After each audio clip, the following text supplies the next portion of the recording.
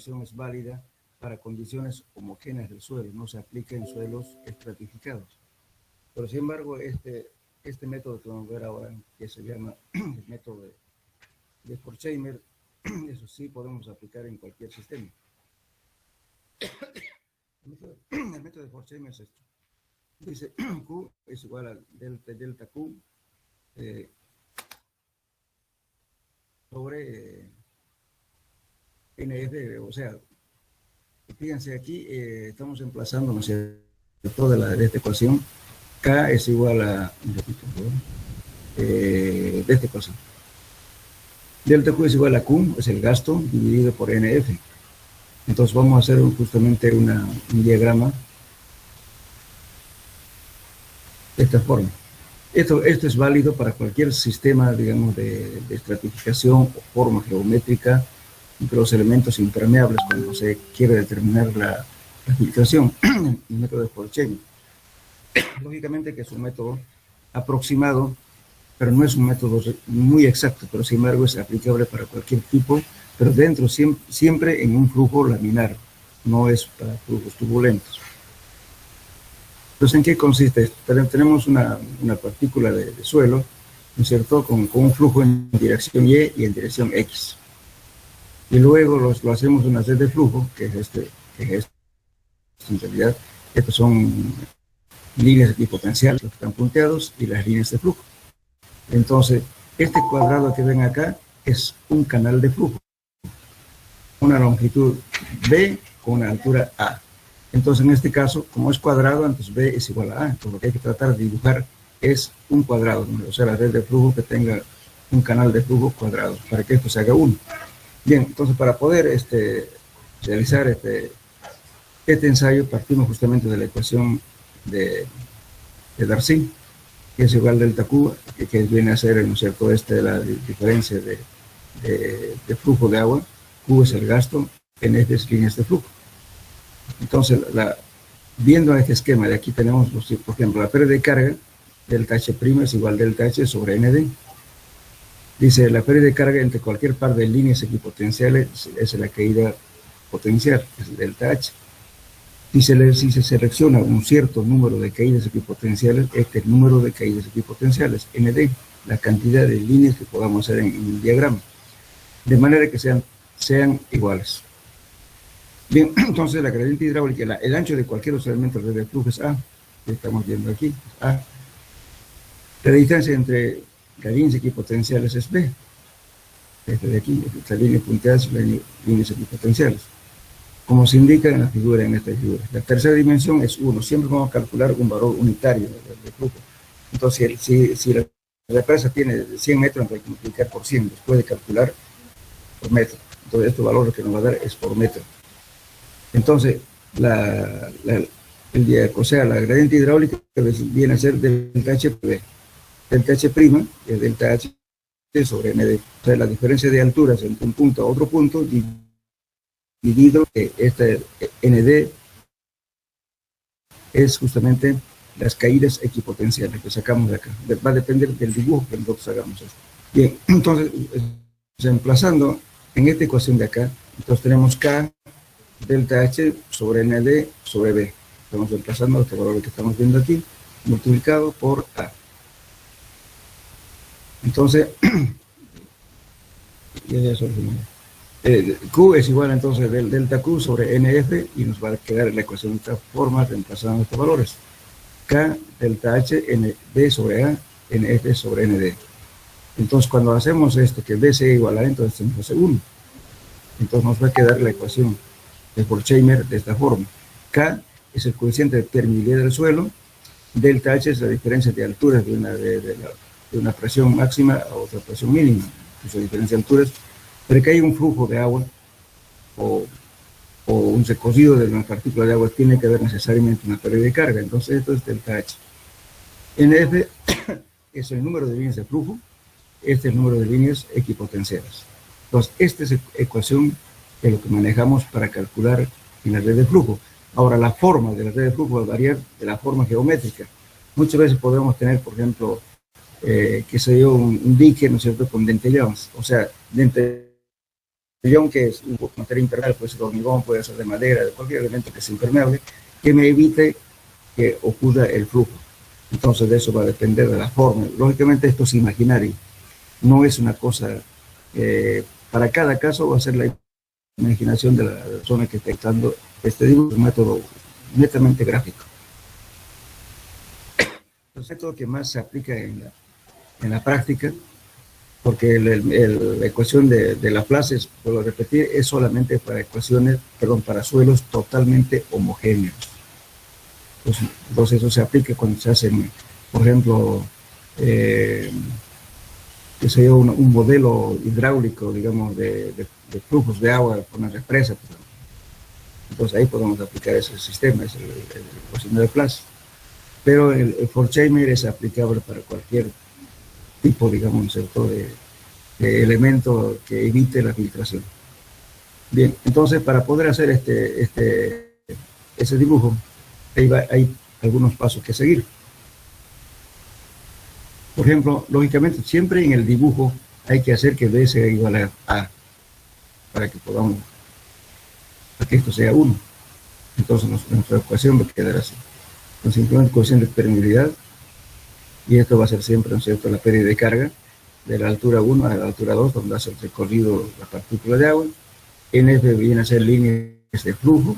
Estas líneas de flujo van a ser en el dibujo, dependiendo de la forma geométrica del elemento.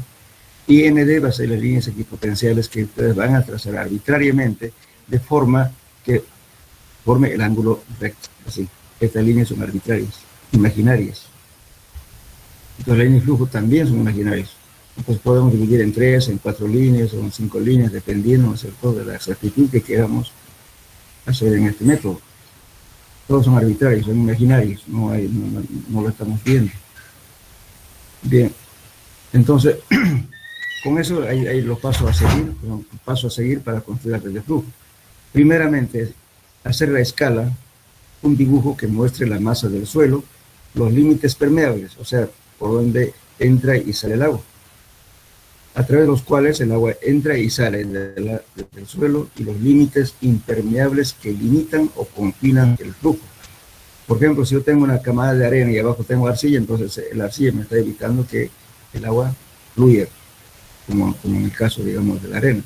Entonces eso ya es muy limitante. De repente así, arriba tengo otra camada, también digamos, impermeable. O puede ser que se yo un dique, digamos, ¿cierto?, de hormigón, de otro material. Entonces me está confinando también. Entonces me obliga de que el camino que va a recorrer la partícula de agua de un punto a otro punto, siempre siguiendo el camino más corto, eso se llama líneas de flujo. Bien, entonces hacemos eso a escala. Hacer a escala un dibujo que muestre la masa del suelo, los límites permeables a través de los cuales el agua entra y sale del suelo, y los límites impermeables que limitan o confinan el flujo. Paso 2. Dibujar 2 o 4 líneas de flujo que forman ángulos rectos con los límites permeables a la entrada y a la salida, que sean aproximadamente paralelas a los límites impermeables. Y paso 3, dibujar líneas equipotenciales que forman ángulos rectos con las líneas de flujo, de manera que el ancho y el largo de cada figura sean iguales. Por eso hay que tratar de que estas líneas sean cuadrados. Este canal de flujo, que es delta Q, que sea cuadrado. Entonces estas líneas son arbitrarias. Ya. Entonces, dice, luego se hace un reajuste de las líneas de flujo y las líneas equipotenciales hasta lograr que la intersección que formen ángulos rectos y que los canales de flujo sean cuadrados. Entonces hay que ajustar, ver, ¿no es cierto?, de repente tengamos que poner una línea equipotencial o una línea de flujo humano, no sé, pero, o bien compensar, si aquí nos da la mitad, entonces este canal con este canal será 1, este canal con otro canal será 2, o sea, se compensa. Lógicamente esto es un método totalmente aproximado. Cuando se hace un método gráfico siempre se aproxima, no es un dato exacto como se le puede dar una ecuación. En este caso es un método aproximado. Y aquí vamos a hacer un ejemplo más o menos para que entiendan. Dice, Calcular el gasto, o sea, el gasto que quiere decir el volumen de agua. El gasto de filtración bajo la presa de la figura, si el coeficiente de permeabilidad es igual a 0.0015 centímetros por segundo.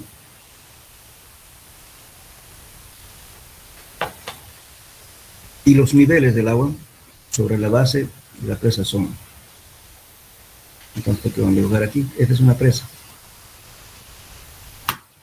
Entonces, esta presa, lo que estamos haciendo, fíjense, aquí, aguas arriba, tenemos 18.30 metros, y aquí tenemos aguas abajo, 12.20 metros.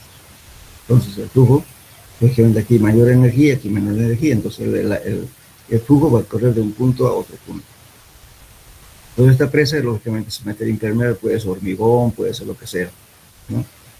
Entonces, lógicamente, también la longitud de esto, ¿no es cierto?, es 250, el dato, 259 metros de ancho. Lo que nosotros vamos a calcular es por metro, primeramente. Entonces, lógicamente, sale del dibujo, por eso va a ser muy, de persona a persona varía, dependiendo de la exactitud que quieran tener y el dibujo que utilicen y también la escala. Entonces, en este caso, de la red de flujo de esto se ha hecho aquí, lógicamente no está en escala, solamente es un dibujo demostrativo. Así, aquí han hecho dos líneas de flujo, que es esta, y esta línea de aquí son líneas equipotenciales. Lógicamente aquí está mal dibujado. Debería ser todo esto un cuadrado, que A sea igual a B. Entonces, sin embargo, ¿qué se ha hecho? Línea de flujo igual a 3. El línea de flujo son estas. Vamos a suponer que hay uno más aquí. 3. Y las líneas equipotenciales, estas líneas punteadas, aquí se considera 9.5. Este es un ejemplo de un libro. Obviamente el dibujo está un poquito mal, no está a escala. Entonces, la línea de flujo se compensa. Por ejemplo, digamos, si aquí me da un poquito de área, yo lo puedo considerar la mitad. O puedo compensar también esta mitad con esta otra mitad de aquí, lo puedo compensar uno. Es un método gráfico. Bien, entonces aquí tenemos las líneas de flujo igual a 9.5. Entonces, reemplazando los valores que tenemos aquí en esta ecuación, en la 195, tenemos esto. Este es la permeabilidad 0.015, ¿no es cierto? Aquí vienen a ser las líneas de flujo, divididas entre líneas equipotenciales, y las diferencias de alturas entre este valor de 18.30 menos 12.20. Esta es la pérdida de carga. Entonces tiene que haber una pérdida de carga para que la partícula de agua se mueva de un punto de mayor energía a otro de menor energía. Entonces aquí tenemos 18.30 menos 6.10. Bueno, entonces tenemos aquí, si nosotros ponemos unidades, nos va a dar este valor, 0.0578 dividido entre 100 metros cuadrados segundo. Pero ¿qué pasa? Aquí tenemos nosotros, ¿no?, para que sea un metro cúbico que estamos haciendo, este es un valor unitario por un metro.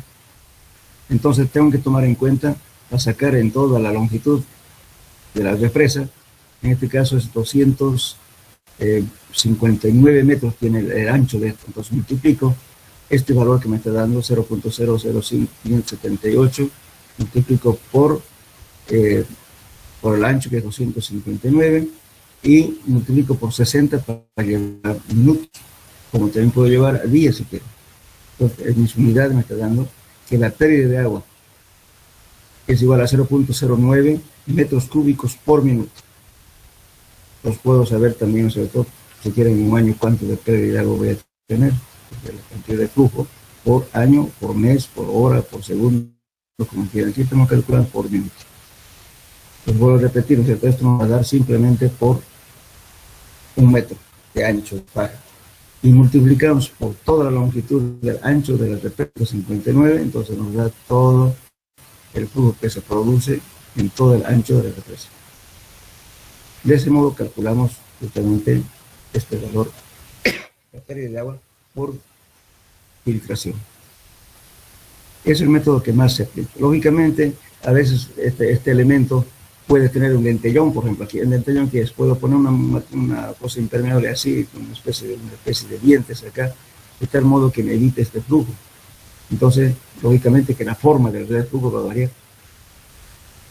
Todo depende, digamos, de la imaginación que uno hace, ¿no es cierto? Esto no es una regla general. que nos indica es cómo se debe dibujar. Simplemente hay que tratar de hacer que la red de flujo y las líneas potenciales intersecten en ángulo recto y que sean cuadrados. Entonces, este es un cálculo aproximado. Esa es entonces la red de flujo. Yo les voy a dar unas las tareas voy a sacar de un libro, un esquema con un resultado aproximado, inclusive con resultados para que ustedes calculen su red de flujo. A ninguno digamos, de los alumnos les va a coincidir porque van a ser valores aproximados, porque es un método gráfico. Va a depender de su dibujo, de la escala que aplique, en todo. Pero nos permite más o menos determinar con aproximación cuánto de pérdida de agua puedo obtener, por ejemplo, de esta represa.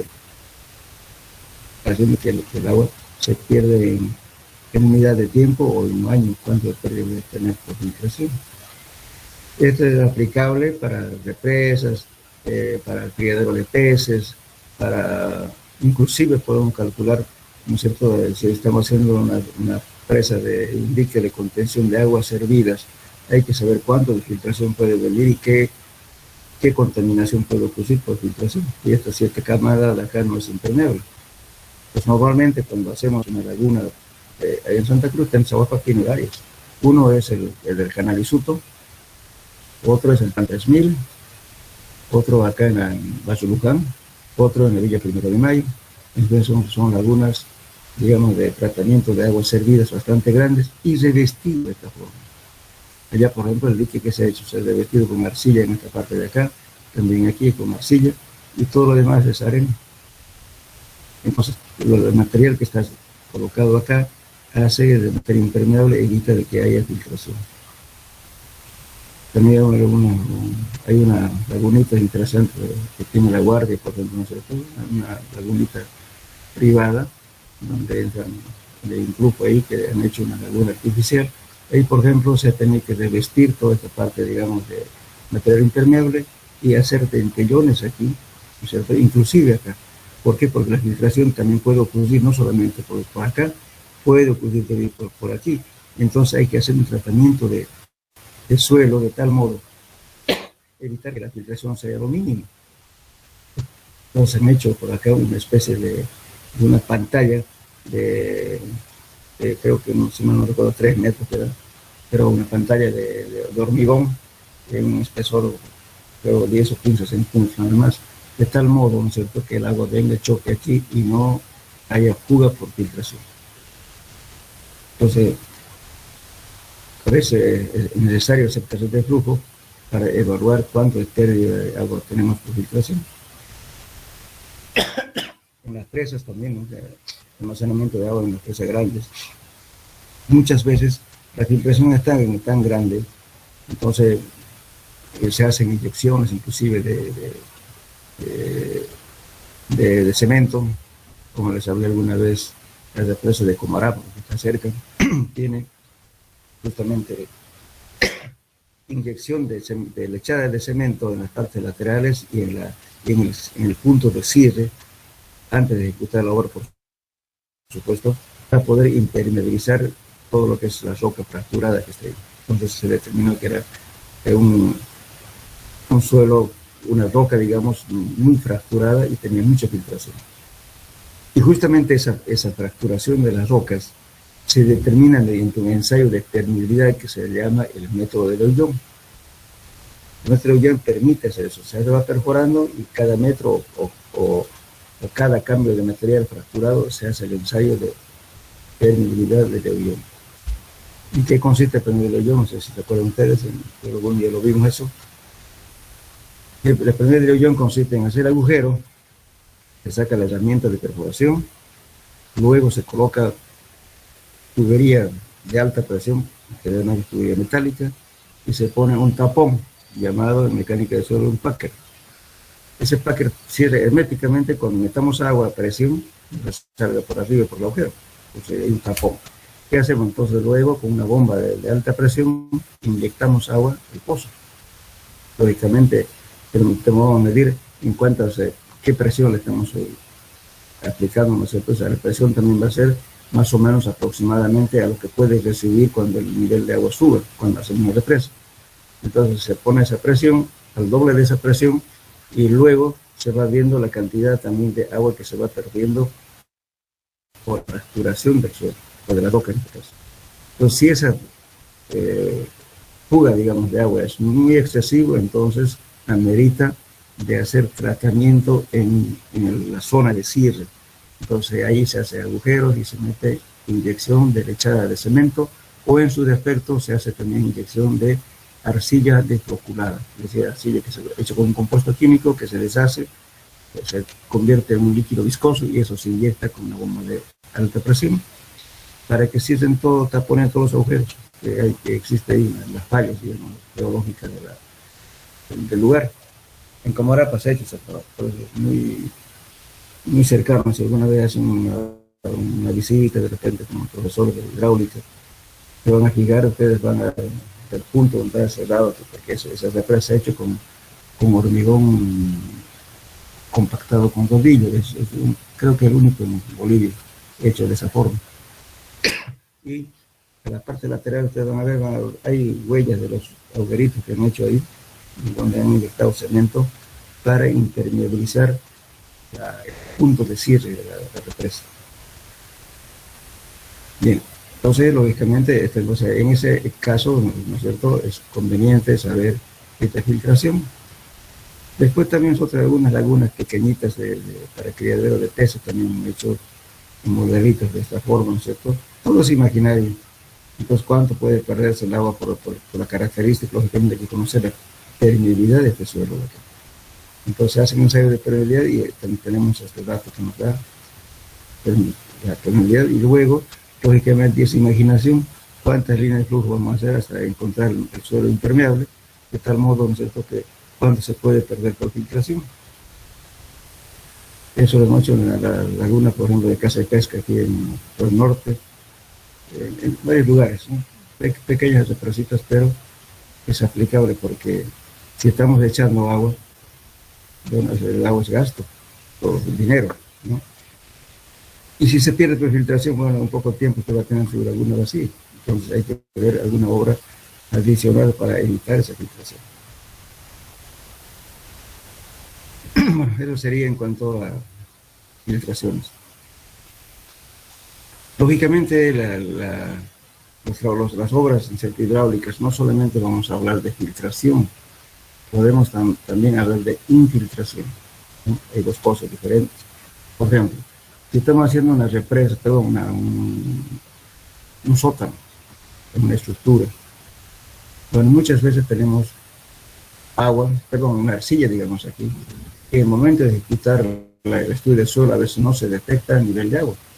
Pero sin embargo, cuando hay una recarga hidráulica por la lluvia, el nivel sube inmediatamente. ¿Por qué? Porque la arcilla evita de que haya infiltración hacia el interior del suelo. Entonces, cuando sube este nivel, lógicamente que el sótano queda anegado de agua, porque toda esa parte va a empezar a filtrar por el muro de contención. Entonces, este muro de contención debe ser tratado adecuadamente para cualquier eventualidad, ¿no? Aunque no en ese momento de la obra no exista agua, pero hay que suponer de que en una lluvia intensa en algún momento va a estar sometido a una filtración. Entonces no hacemos ese tratamiento, que pasa por las paredes, van a caer agua en forma de lágrimas, ¿no? O a veces un chorrito de agua. Entonces eso es peligroso. ¿Por qué? Porque lo hace inhabitable, digamos, la obra. Entonces eso es lo que hay que tener mucho cuidado en las obras, en los sótanos, especialmente. Porque si el sótano tiene filtraciones graves, hay muchos sótanos que no le han hecho el tratamiento, y cuando llueve resulta que aquí han hecho una lagunita, aquí un pocito, y luego tienen una bombita que se activa, ¿no es cierto?, cuando hay agua, y luego empieza a bombear el agua disimuladamente al sistema de alcantarillado fluvial de la calle. En la calle Florida hay un edificio que tiene ese problemita serio, con su bombita ahí. Eso no debería ser totalmente seco, pero seguramente no han considerado el momento de ejecutar la obra es el tratamiento que tienen que hacer al muro de contención. Como también puede haber de abajo hacia arriba también. Bien, eso sería en cuanto a filtraciones. También muchas veces la infiltración, si estamos haciendo, en un caso, por ejemplo, si hacemos canales de riego, vamos a llevar, por el canal a veces lleva bastante agua y largas distancias. Entonces, si no hacemos un tratamiento, entonces la infiltración va a ser grande, entonces va a haber pérdida de agua justamente por la parte lateral. Este efecto de la filtración e infiltración es bastante usado, fíjense ustedes, a ver, cuando hacen una vivienda y no hay sistema de alcantarillado, ¿cómo lo solucionan? Pregunta para todos. Estoy indicando, si supongamos en un barrio no hay sistema de alcantarillado y las aguas servidas que sale del uso, digamos, diario de las personas que viven en una vivienda, ¿cómo lo evacúan? Cámara séptica. Bueno, la cámara séptica cumple una función. A La un cámara pozo séptica ciego. es un pozo ciego, ¿verdad? Entonces tienen dos cosas, fíjense bien. Entonces de la casa salen las aguas servidas y va a una cámara séptica, como dice el joven. Y la cámara séptica tiene dos procesos, ¿verdad? Entra toda la parte de los residuos, los desechos, ¿no es cierto? Ya sea de los baños y los inodoros, todo lo demás. Entonces, bueno, todo lo que flota, que está encima, ¿no es cierto?, del nivel de agua, hay un proceso aeróbico. O sea, las bacterias que se lo comen todo y necesitan oxígeno. Entonces, esos se encargan de gastarlo, digamos, consumirlo. Y todo lo que no sirve va al fondo. Eso ahí están las bacterias anaeróbicas, que no necesitan aire para vivir, que necesitan oxígeno, viven sin oxígeno. Entonces, hay otro proceso de consumo de estas bacterias. Entonces, por eso es que las cámaras sépticas no se llenan, pues si no en un mes lo tendrían lleno. En cambio, si estamos echando algún producto químico de lavado de cocina, de inodoro, que sé que la gente indiscriminadamente usa, ¿no es cierto?, todo lo que es ácido nítrico, todo eso, entonces eso elimina las bacterias. Entonces se va a llenar más rápido su cámara séptica. Después de la cámara séptica, lógicamente hay un proceso y el líquido fluye y va al pozo ciego, o también llamado pozo absorbente. Entonces ese pozo absorbente, lógicamente, va a absorber, como dice su nombre, porque todo el agua que se le entra allá y se va por los poros, ¿no es cierto?, y el agua se infiltra al suelo. Y justamente también, si tenemos un problema, por ejemplo, ahorita está ocurriendo un problema grave en el barrio Urugol, no tiene sistema de alcantarillado. Entonces allá es un negocio tremendo, ¿no es cierto? Porque los camiones, creo que cada semana vacían las cámaras sépticas, ¿no? ¿Por qué? Porque se llena pues de cosas. Entonces, ¿por qué? Porque en realidad el suelo es impermeable, porque es arcilla dura, rígida, y por tanto la filtración es mínima. Entonces todo el gasto, ¿no es cierto?, la producción de los residuos es bastante grande. Vive gente con una economía solvente, bueno, hacen más uso, digamos, o sea, tienen más residuos y por consiguiente se llena permanentemente. Entonces ahí están botando, ¿no es cierto?, los camiones permanentemente a la laguna que tiene Soapa. Lógicamente pagan un costo ahí, pero están botando. Entonces, justamente porque la filtración no es adecuada y además lo hacen mal. ¿Por qué? Porque justo le hacen simplemente tubería de abajo, encuentran un poquito de arena y lo ponen, se infiltra el agua, pero muchas veces esa arena es muy poquita, entonces no tiene buena infiltración, y agua que ya viene media, como pueden decir desde la cámara, esta ya no es agua limpia, no tiene una crema, que es producto del jabón, de todas esas cosas, de las grasas. además no ponen que eso llegar a la cámara séptica.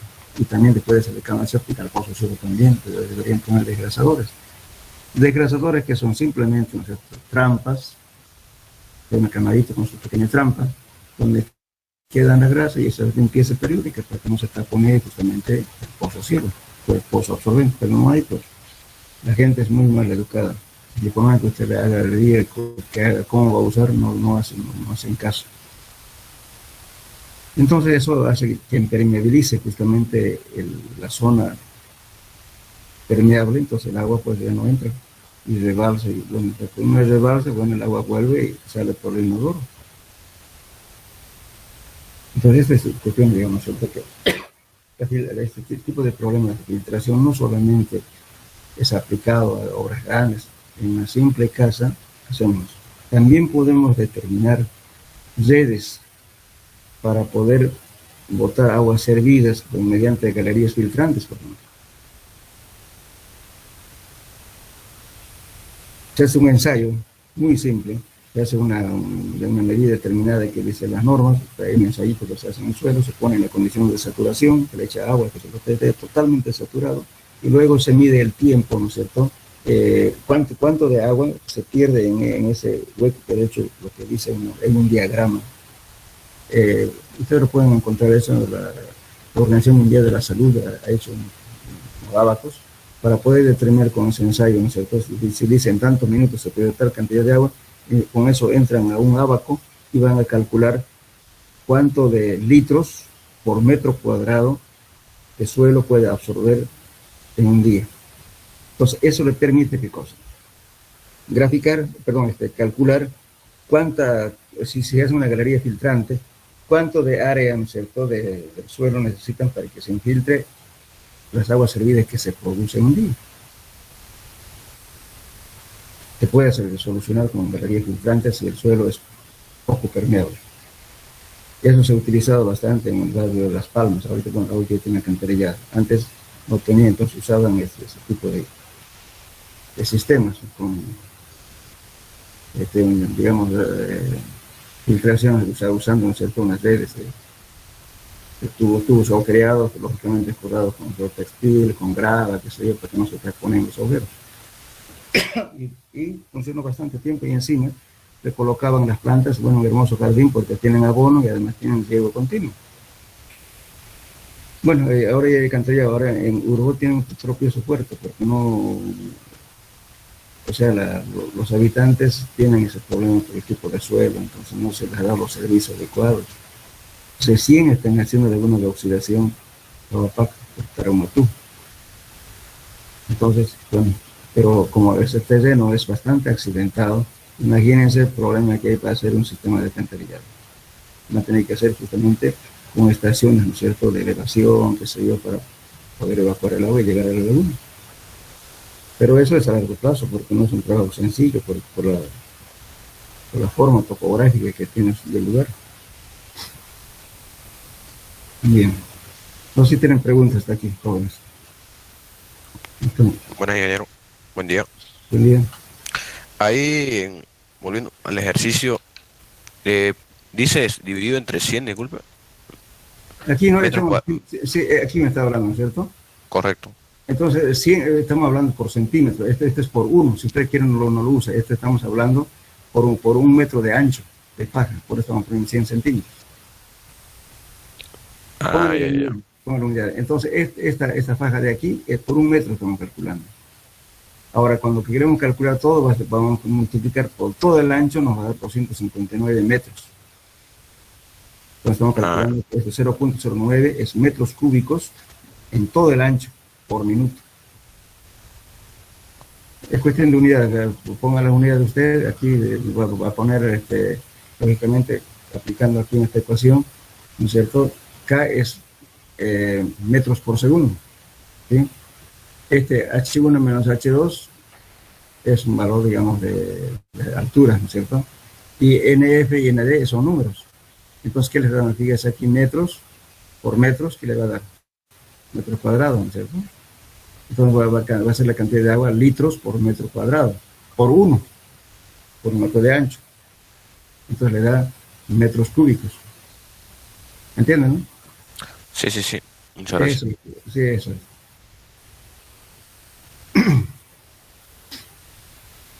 Bien, ¿alguna pregunta, jóvenes? ¿Continuamos? Bien, ya que no hay preguntas, vamos a hablar de este tema que es sumamente importante. Efectos de filtración. La filtración no controlada es causa de dos tipos de dificultades. Demasiada filtración hace que las excavaciones sean excesivamente húmedas o que se produzcan pérdidas de agua en las presas. Presión de agua excesiva produce el levantamiento o la pérdida de resistencia del suelo. El control de filtración es un trabajo complicado por el hecho de que la corrección que se haga en un punto puede agravar las condiciones en otro. Entonces, vamos a hablar ahora de la supresión. Fíjense, si ustedes tienen un sótano húmedo, ¿quién va a vivir ahí? Es insalubre. Hay problemas de olores, un montón de cosas. Bueno, la supresión, ¿qué es? Es un empuje del agua de abajo hacia arriba. La mayoría de los puentes que se han hecho con zapatos se cayeron por problemas de empuje de la supresión. Piscinas vacías después de una lluvia se han rajado o se han suspendido arriba, porque hay un empuje de abajo que suspendió a toda la piscina. De agua enterrada, después de una lluvia aparecen 1 metro o 2 metros sobre la tierra. ¿Qué produce ello? Justamente es un empuje. Cuando se calcula un puente, necesariamente tiene que verificar justamente a la supresión. En lagunas, por ejemplo, de tratamientos de agua, vamos a hablar de una laguna concreta, hay una laguna de API, que es una laguna de tratamiento de aguas servidas de los residuos, digamos, ¿cierto?, de la refinación del petróleo, en este caso en Palmasol, ese lugar se llama Eldenberg, ¿no? Hay una laguna, lógicamente, ese suelo es parecido al de Uruguay. El suelo es lenticular, arcilla dura, usted excava, aparece un suelo permeable, otra vez duro, suelo permeable, así, es decir, son alturas muy, muy bajas, ¿no es cierto?, pero es permeable. Entonces, si ustedes excavan cuando llueve, resulta que el agua sale a chorros, ¿no es cierto?, por esas hendiduras de los estratos permeables, ¿no es cierto?, son estratos lenticulares permeables. La suma de todo esto hace que cuando llueve, lógicamente, ya hay presión que puede levantar una losa. Eso mismo ocurre aquí en Uruguay en varios lugares. El suelo es duro cuando está seco y no sospecha que de un punto X va a salir el agua. Y muchas casas que han tenido semisótanos, como están construidas en laderas, entonces lo usan como sótano o como una cocina. Y lógicamente es hermoso culturalmente. Pero cuando llueve resulta que de la pared está cayendo agua. Se han visto con problemas serios algunas casas y solucionar justamente con galerías filtrantes para que no... Algunas casitas tenían justamente inclusive una especie de piscinita, mini piscinita, ahí llenaba el agua lo que se filtraba y después a un flotador se activaba una bomba y lo bombean el agua, la red de agua pluvial disimuladamente que estaba afuera. Ese tipo de cosas. Esos problemas justamente de las formaciones de suelos lenticulares permeables. Y allá en Palmasol existe. Entonces, cuando se hizo el estudio, nosotros propusimos que esa laguna se coloque, que se haga pilotes de lastre. ¿Qué significa lastre? De tal modo que cuando haya empuje, la losa no se lo levante, pues cuando está vacío o cuando hay poca agua, sino que se mantenga firme, porque en este caso el pilote no va a trabajar a compresión, va a trabajar a tracción. Muchos puentes, por ese problema de socavación y supresión, se colocan pilotes no porque el suelo es malo, sino para evitar el problema de la supresión, para que no se caiga y se levante el puente, porque los empujes de agua son grandes. En muchos puentes se calcula así. también en piscinas de tratamiento de aguas también. Está un ejemplo, por ejemplo, de Palmasola. Entonces, lógicamente, al principio decían, bueno, puede estar loco, ¿no? Este tipo, no, ¿cómo va a recomendar eso? Pero al final se llegó a una conclusión, y efectivamente, que era necesario colocar pilotines en toda la, digamos, la laguna de tratamiento, y están sujetados por pilotines. Y nunca causó problemas, porque están sujetadas a tracción con los pilotines que hay en esa zona. Eso por problemas de la supresión. Bueno, entonces, aquí vamos a ver eso justamente. Fíjense, cuando calculamos agua, la presión hidrostática, ¿qué es hidrostática? Está estático, ¿no es cierto? Es hidrostática. Entonces, simplemente es gamma del agua multiplicado por una altura, delta H1 menos H2, eso es delta Z. Entonces, pero es presión hidrostática. Pero cuando el agua sube es otra cosa. Entonces, aquí te decimos, por ejemplo, aquí, entonces, la presión neutra, ¿qué viene a ser? Gamma del agua multiplicado por H menos una altura cualquiera Z, ¿cierto? Bien, entonces, en esta ecuación,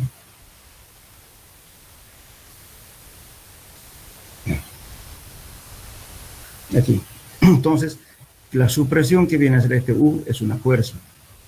El gamma del agua es justamente el peso percibido del agua multiplicado por una altura Z.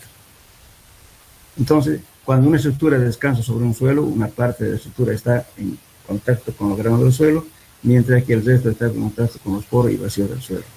Entonces, la supresión U viene a ser gamma del agua multiplicada por el delta Z. Entonces, pero que si emplazamos lo que vimos hace rato, ¿no es cierto? Este valor N, eso lo vimos ya en suelos 1, que era la relación del área de vacíos en un suelo, ¿no es cierto? En ese caso se conserva 1, este valor. Y fíjense en la parte de permeabilidad en suelos 1, tenemos una tablita de acá, dice el valor de N, que es la relación de área de vacío sobre la área del lugar. Entonces, en caso de suelos, esto se considera 1. Bien, entonces este A es el área, ¿no es cierto?, de contacto del agua, y U es la presión neutra. Entonces, ¿qué nos queda aquí?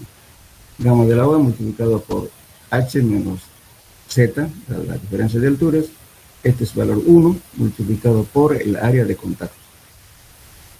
Entonces, ¿en qué se convierte? Fíjense aquí, nos está diciendo, este es kilos por centímetro cúbico, esto nos da centímetros, nos queda centímetros cuadrados. El área es centímetro cuadrado, ¿qué nos queda aquí? Una carga puntual. Y eso es su presión, una carga puntual.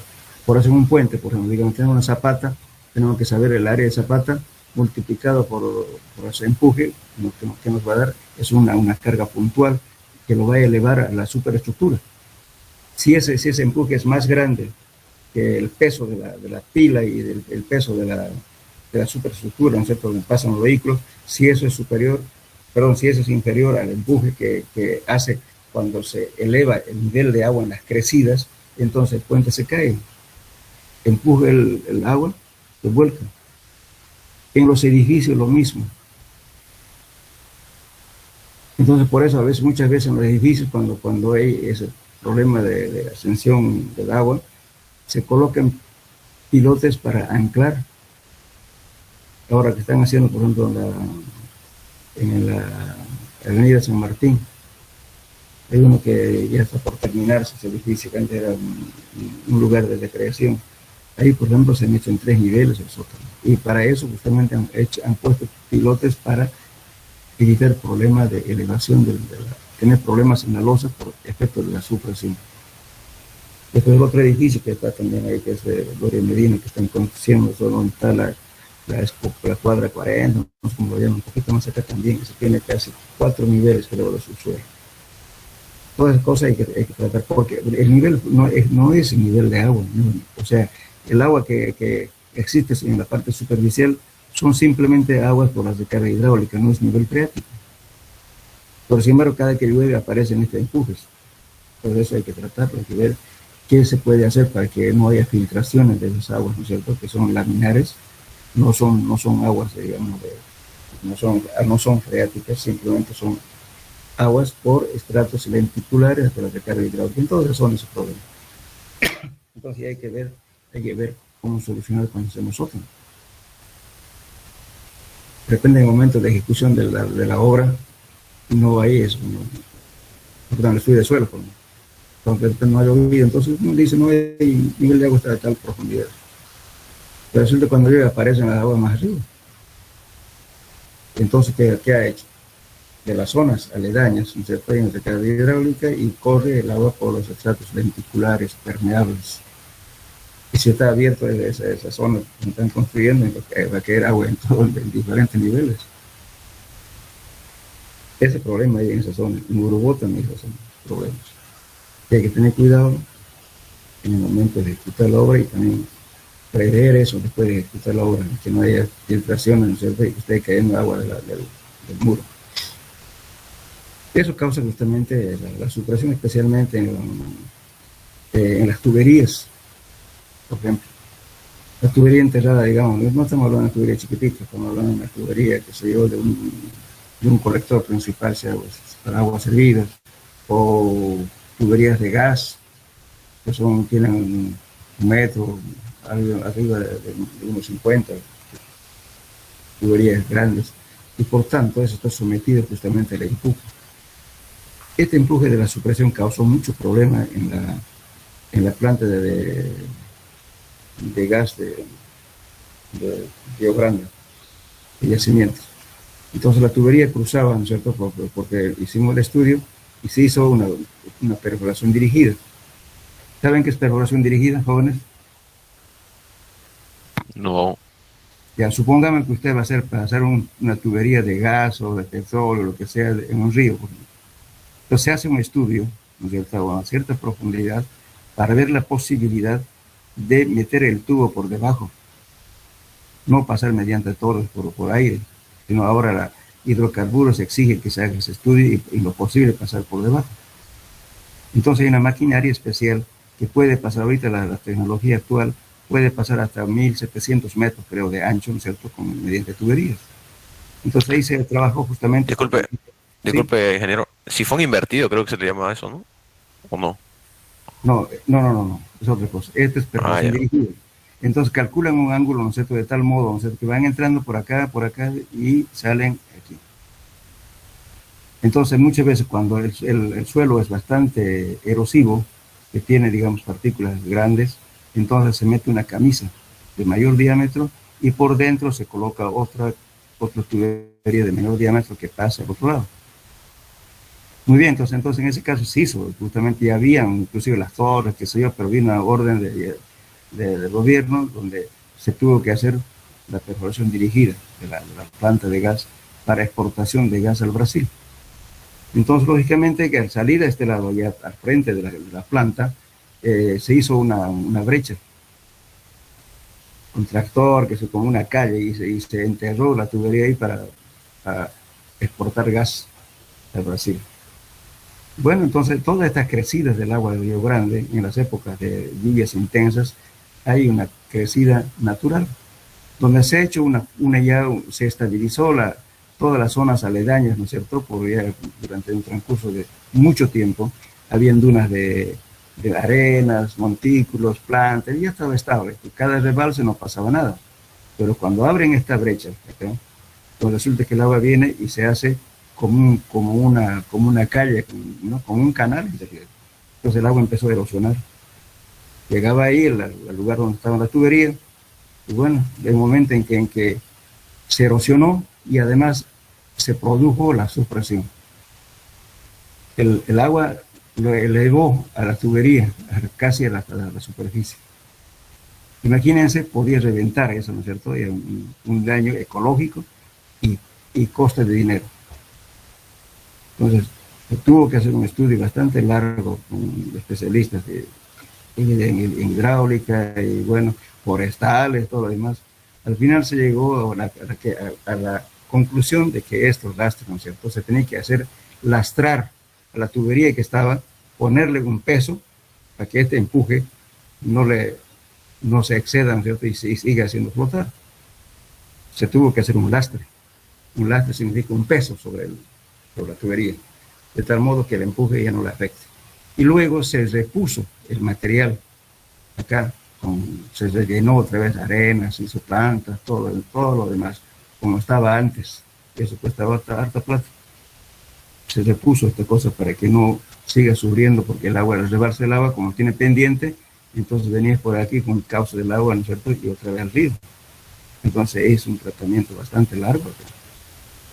Estoy hablando de eso porque la supresión es bastante dañino. Aparte de eso, ¿no es cierto?, el agua pues no juega. Con agua hay que tener cuidado, hay que tenerle miedo. El agua y el fuego hay que tenerlo. Entonces se ha hecho soluciones bastante, porque tampoco se podía parar ni un día, porque imagínense las multas que le graban por incumplimiento de contratos, ¿no? Pues se hizo sobre la marcha. Entonces, estoy dando aquí simplemente algunos ejemplos de estas cosas que ocurren que a veces uno no lo toma en cuenta. En las piscinas, varias piscinas han tenido problemas de juicios con los propietarios porque después de que llovió se rajó la piscina. Esa sajadura, ¿por qué se ocurrió eso? Justamente porque hubo una supresión y estaba mal calculado, no se consideró la losa de fondo para soportar, ¿no es cierto?, el empuje de abajo hacia arriba, simplemente fue el empuje debido al peso del agua. Pero sin embargo ocurre. Y algunas piscinas han flotado, han subido medio metro, por ejemplo, flotan esos metros, unos 50 después de la lluvia. Entonces ya no están que enterrados. Ya el tanque ya está un poco arriba. Entonces suele haber este tipo de cosas, procesos. Siempre es conveniente cuando se hace un estudio y hace una piscina, tienen muchos malos conceptos los colegas. Dice, hagamos un estudio de suelo, dice hasta 4 metros, 3 metros para ver una piscina. Solamente está pidiendo la presión donde va a sentar la base, ¿no, señor? ¿Qué ocurre si más abajo se tiene una cama de arcilla? Cuando llueva, ¿no es cierto?, la arcilla no impide de que haya infiltración del agua. Entonces es como un depósito de agua, ¿no es cierto?, aparece inmediatamente, el agua se satura en todo el suelo y aparece este empuje. Y ese empuje, ¿qué va a hacer? Si la piscina está vacía, va a flotar o lo raja. Entonces no es, por eso mucha gente dice, con una piscina suficiente, 3 metros, 4 metros, no, señor, vea qué pasa abajo. De repente hay una camada de arcilla y eso cuando llueva es un depósito de toda la zona, ¿no es cierto?, y sube el nivel. Y ese nivel produce un empuje, es un empuje, o sea, la presión multiplicado por el área te da ese empuje. Lo que estamos viendo aquí es una carga puntual. Y listo, si no hay peso, se lo levanto. Bueno, eso sería en cuanto a este tema de la supresión.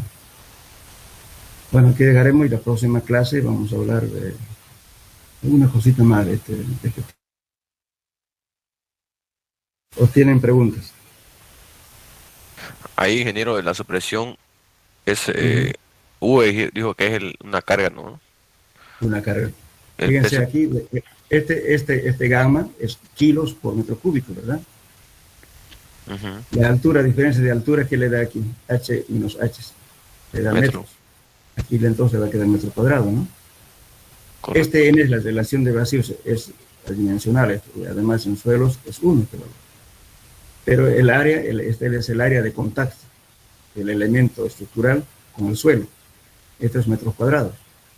Metros cuadrados, ¿no? Entonces a metros cuadrados lo anula y ¿qué le queda? Una carga puntual, ¿verdad? Le queda kilos o toneladas.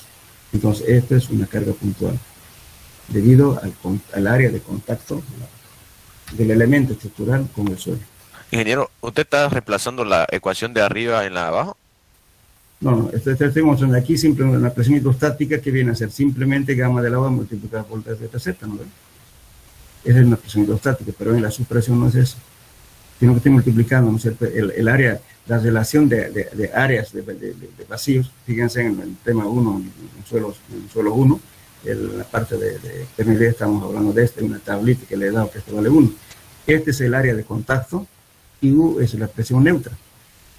La presión neutra que viene a ser el gamma del agua multiplicada por delta Z. Pues de ahí estamos sacando nuestro valor. Pues estamos diciendo que la supresión es un valor de la relación de vacíos multiplicado por el área de contacto y por la presión neutra. En una crecida, por ejemplo, de un puente. Fíjense, si yo tengo en un puente, en una pila del puente, ¿no es cierto? ¿Qué estoy haciendo? Voy a ver, porque hay dos cosas, ¿no es cierto? Los elementos de borde se llaman estribos, ¿verdad? Y los que están al medio se llaman pilas. Las pilas siempre están en el lecho del río. Entonces, si yo hago una zapata, lógicamente, ¿no es cierto? El agua choca y me causa problemas de ¿qué? De socavación, ¿sí? En cambio, de la parte lateral me causa erosión, lo que lo llaman los periodistas cartumeo del suelo, ¿no? Que no hay cartumeo, nada, eso es erosión. Y la socavación es por el impacto, ¿no es cierto? Hay una retroexcavación, el pipping, que le llaman en inglés, ¿no es cierto? Que se retroexcava y va haciendo una especie de cueva en el pie de la pila. Pues por eso cuando usted se va al río, se va a bañar y va a ver que hay un hueco ahí. Eso es socavación. Bien, ahora, el efecto de la supresión. Sube el agua, digamos, a 5 metros de altura del caudal de agua, y entonces me aparece un empuje de abajo hacia arriba. Usted multiplica ese empuje, la altura del agua multiplicado por el gamma del agua, ¿no es cierto? Es un empuje, y multiplicado por el área de la zapata. Entonces, esa carga puntual que le aparece puede ser superior al peso que está ejerciendo el puente. Si es superior, entonces, lógicamente, el puente se levanta y viene el empuje del agua y se vuelca el puente. Ese es el problema de la supresión. Es una carga puntual. Pero siempre hay que ver, ¿no es cierto?, cuál es la magnitud, cuál es la crecida máxima en un río, cuando ustedes dimensionan un puente.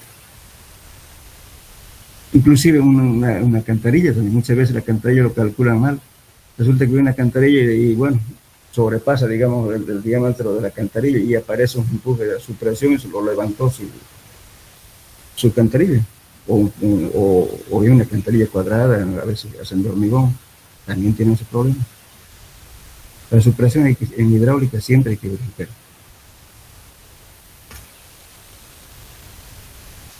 Bueno.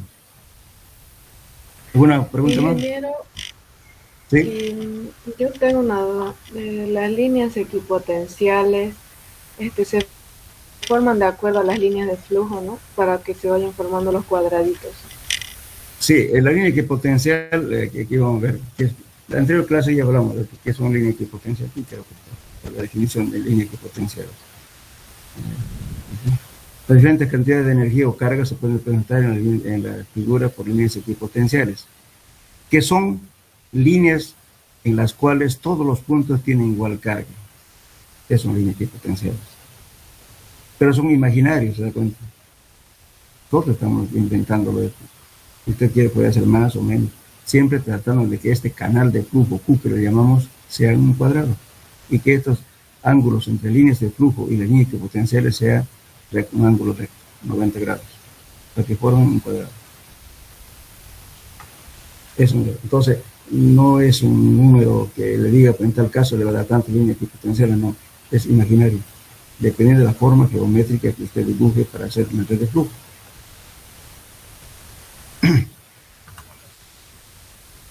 Bien, entonces dejaremos acá, jóvenes. Vamos a ver entonces en efecto. Ingeniero, ¿Sí? Escucho. ¿Y esos cuadraditos tienen que tener un tamaño específico? Por eso se ajusta. Usted inicialmente hace un tanteo, ¿no? Bueno, si no le da cuadrado, se ajusta. De repente va a tener que cambiar de escala o aumentar más líneas de flujo, líneas de equipotencial, o ya le ajuste en el dibujo. Eso es cuestión de dibujo, de tal forma que le dé un cuadrado. Es dibujo. Arbitrario eso. A veces lo va a exigir que de repente cambie la escala. O aumentar más líneas, de forma que siempre le dé cuadrado. También, ¿qué quiere decir? En el dibujo no va a dar siempre todo cuadradito. Ahora sí, en la parte final, por ejemplo, acá, aquí, digamos, supongamos, aquí hago otra línea de flujo, va a pasar por aquí, supongamos, pero me van a quedar aquí bajitos, ¿verdad? Entonces voy a compensar esta línea de media, digamos, otra media, me hace una, este me hace otra, se compensa eso. Lamentablemente ustedes no hayan nacido en la era, pues, cibernética. Cuando se calculaba, por ejemplo, el área de un, digamos, el área de un suelo, de una forma irregular. Entonces, ahí bueno, ¿cómo se hace si usted va a querer calcular el área de ese terreno? El terreno lo hace en escala y luego lo divide los cuadraditos, también en escala. Y cuente la cantidad de cuadraditos, multiplica por el área de cada cuadradito. Ahora, si le da una partecita más chiquita, el otro compensa ese cuadradito de cada uno y va a dar un área, la sumatoria total es el área total de esa figura irregular. Y aquí es lo mismo, se compensa. Por eso, no, cuando yo les dé tarea, seguramente que van a diferir de una a otra persona, no son iguales, pero van a estar próximos al resultado. Aquí por ejemplo está diciendo línea que podemos llamar 9.5, este es sacado de un libro de los obras. 9.5 dice, aquí dice línea de flujo 3, ¿no? Por ejemplo, aparecen 2. Entonces está imaginando que aquí uno más puede ser 4, puede ser 5. Es arbitrario. Bien. Está bien, gracias, ingeniero. Ya. Bueno, quedamos entonces aquí. Hasta luego, joven. Hasta luego, ingeniero. Hasta luego, ingeniero. Hasta luego.